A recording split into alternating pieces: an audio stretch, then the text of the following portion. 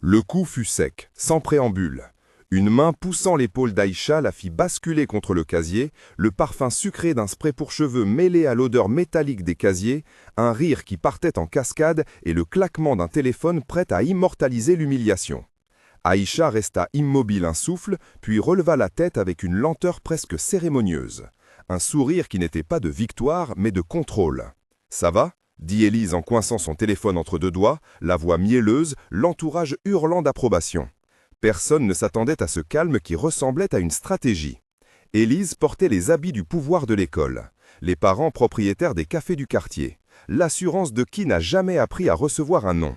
Elle sourit comme on signe un arrêt de mort social. Qui aurait cru que ce petit geste ouvrirait une suite que personne ne pourrait ignorer?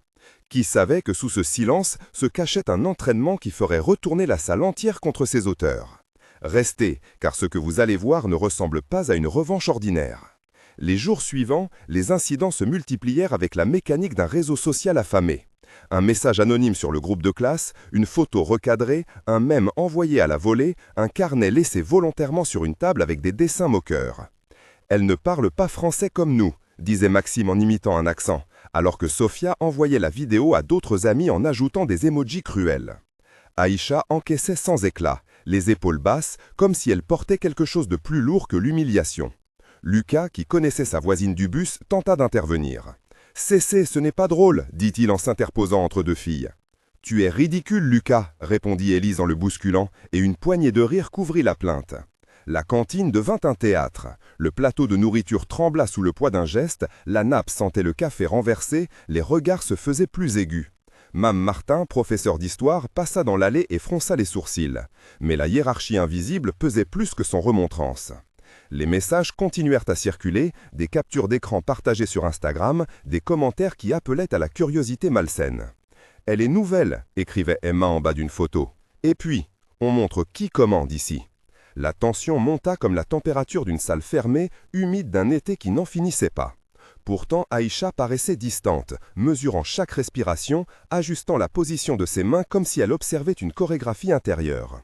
La première vraie démonstration eut lieu pendant le cours de PS, quand le ballon fut lancé comme prétexte et le terrain transformé en arène. Le professeur, M. Lambert, demanda une mise en paire pour un exercice de coordination. Élise choisit l'attention, choisit l'arrogance, se plaça face à Aïcha et envoya un coup d'épaule volontaire. La classe retint son souffle. Aïcha ne répondit pas par des cris. Elle fit un pas de côté, sentit le tissu sous sa paume, le sol qui vibrait, le sifflement lointain d'une fenêtre ouverte, l'odeur de craie mêlée à celle du linge sportif. « Tu veux bien jouer proprement ?» dit-elle d'une voix posée. « Je ne joue pas, » répliqua Élise. « Tu ne peux pas me parler comme ça, » dit Élise en haussant la voix, cherchant les caméras invisibles des téléphones. « Tu me cherches, » murmura Aïcha. « Je ne cherche rien, » répondit Élise provocante. « Alors arrête, » dit Aïcha, calme. « Tu vas arrêter. »« Pourquoi? Tu vas me faire ta leçon ?»« Non, je vais juste te montrer quelque chose, » dit Aïcha. « Montre alors, » lança Élise. La suite fut une démonstration de contrôle plutôt que de force brute. Déplacement de hanches, ancrage des pieds, respiration abdominale. Un décalage minime qui rompit l'équilibre d'Élise sans trace de violence. Les mains d'Aïcha se posèrent sur l'épaule d'Élise comme on corrige une posture, et la fille riche perdit l'équilibre plus par surprise que par contrainte. Les téléphones captèrent tout, mais cette fois l'image montrait autre chose. La précision d'un geste appris, la discipline qui transforme un mouvement en message. Les murmures parcourirent la salle comme un courant d'air. Monsieur Lambert, surpris, applaudit par réflexe professionnel, tandis que certains élèves ne savaient plus rire. « Je suis championne », dit Aïcha, et ce n'était pas une déclaration d'orgueil, mais un fait sec qui tomba dans la pièce. Les rires s'étiolèrent. Karim, l'agent d'entretien, croisa le regard d'Aïcha et hocha la tête, un geste de respect silencieux. Ce petit incident ne fut pas une victoire, mais une révélation. Aïcha n'était pas arrivée par hasard dans cette ville d'immeubles bronzés et vitrines qui luisaient. Elle était née dans une petite chambre au-dessus d'une épicerie, parmi les cartons et les tasses ébréchées, une enfance où l'on apprenait à compter l'argent des courses et à mesurer les mots pour qu'ils ne deviennent pas armes.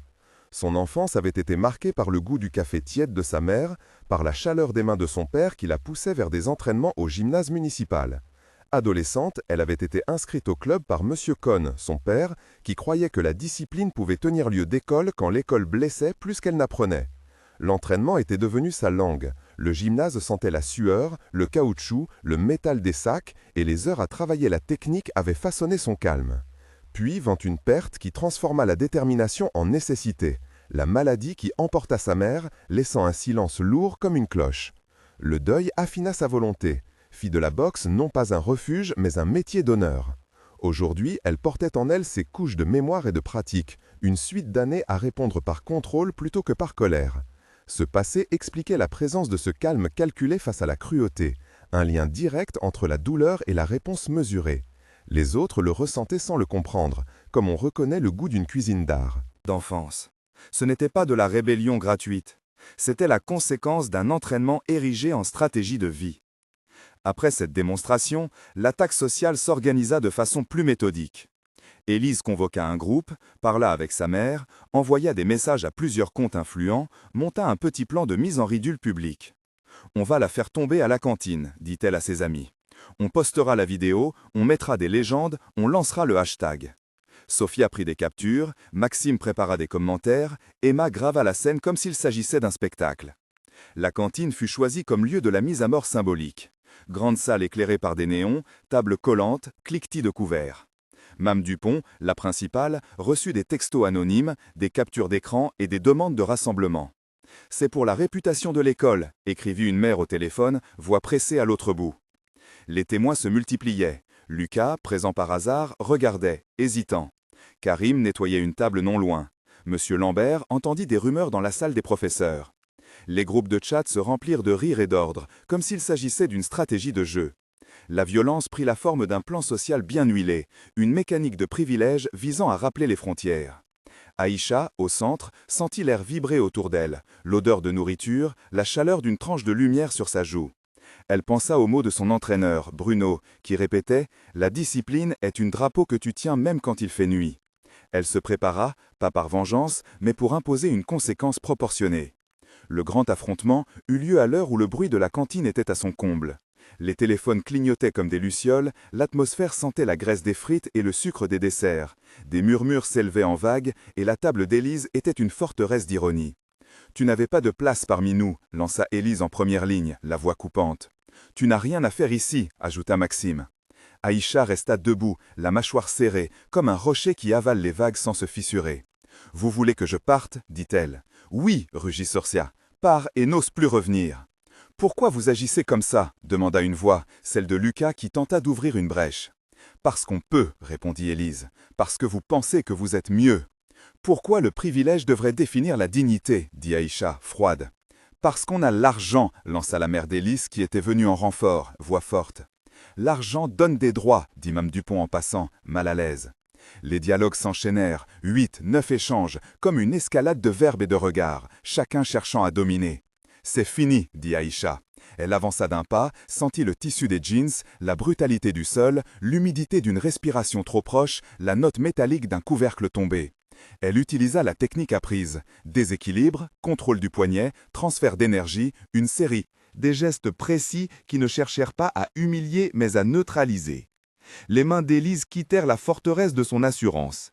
Elle perdit l'équilibre, tomba sur une chaise, le bruit d'un corps sur le plastique provoqua un silence électrique.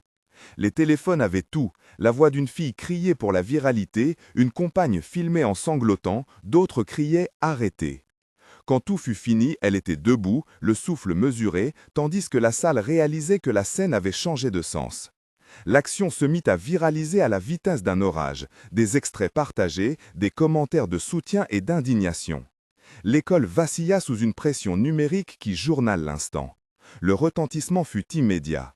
Les vidéos atteignirent des comptes externes, des voisins commencèrent à commenter, un blog local monta un article titré « Affrontement à la cantine ». La direction fut obligée de convoquer les familles. La mère d'Élise reçut appel, son mari consulta des avocats, des parents s'indignèrent en deux camps, certains réclamant expulsion, d'autres plaidant pour réparation. Inspecteur Roche fut appelé pour entendre les témoins, noter les versions, considérer la dimension de harcèlement et d'agression. Quelques professeurs se divisèrent, certains voulaient sanctionner les deux parties, d'autres reconnaître la provocation initiale. La chute sociale d'Élise commença lentement et brutalement.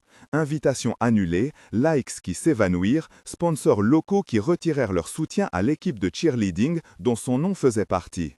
On parla de privilèges, de conséquences. La réputation familiale fut éraflée. Des comptes anonymes ressortirent des histoires de dépenses ostentatoires et de menaces antérieures. Entre-temps, Aïcha resta silencieuse face aux médias, répondant par une déclaration courte et mesurée. « Je ne suis pas contre la discussion, mais contre la violence et la humiliation. » Cette phrase résonna comme une ligne qui refusait la soumission que l'on attendait d'elle. 3 moments de tension se succédèrent et marquèrent la suite des événements. Le premier fut la confrontation interne avec le souvenir de sa mère malade. Un flash qui traversa Aïcha quand la caméra resta braquée sur son visage. Des larmes qu'elle retint et transforma en détermination. Elle sentit la gorge serrée, la mémoire du goût d'une tisane froide, la texture d'une couverture usée et décida de ne pas laisser la colère guider ses gestes. Le deuxième moment survint lors d'une réunion avec la direction, où la diplomatie fut mise à l'épreuve. La voix de Madame Dupont trembla, des papiers froissés, le parfum de l'espace fermé, l'odeur du thé servi plein d'amertume, tandis que les parents parlaient de réputation et de conséquences juridiques. Aïcha dut se lever, parler en tenant chaque mot comme un outil, raconter son histoire sans chercher vengeance mais pour obtenir justice. Le troisième moment fut quand un message anonyme menaça de publier des photos personnelles. Là, la peur initiale remonta, le cœur battant comme un tambour, et elle appela Bruno, son entraîneur, qui répéta la même leçon. « Tu es plus grande que la peur, tenons-nous droit. » Chaque moment dura en apparence peu de temps, mais s'étira en mémoire, en décision, en choix. Au bout d'un mois, la petite communauté scolaire commença à se recomposer. Les comptes de réseaux sociaux continuaient à relayer des extraits, mais la narration s'était transformée. Des élèves tinrent des pancartes symboliques lors d'un rassemblement pour la dignité, portant un drapeau improvisé où était écrit « Respect ». Madame Dupont organisa des ateliers sur le harcèlement et la discipline, invités par des associations locales. Aïcha reçut des messages de soutien de jeunes de plusieurs villes, des offres de stages sportifs et une invitation d'une ONG pour parler de discrimination. Élise, sous pression familiale et sociale, dut suivre des séances de médiation et perdre certaines activités parascolaires. La justice scolaire imposa des sanctions proportionnées, des heures de travail social et un parcours de réhabilitation supervisé. La cantine retrouva son calme, mais la mémoire des images resta comme un rappel. Pour Aïcha, le mois fut de reconstruction active. Elle reprit les entraînements, continua son lycée, reçut un petit don local pour payer des frais et commença à s'engager dans des ateliers de self-défense pour collégiennes. La conséquence immédiate avait changé son quotidien, ouvrant une porte vers la reconnaissance plutôt que l'effacement. 3 mois plus tard, la trajectoire prit une forme plus nette.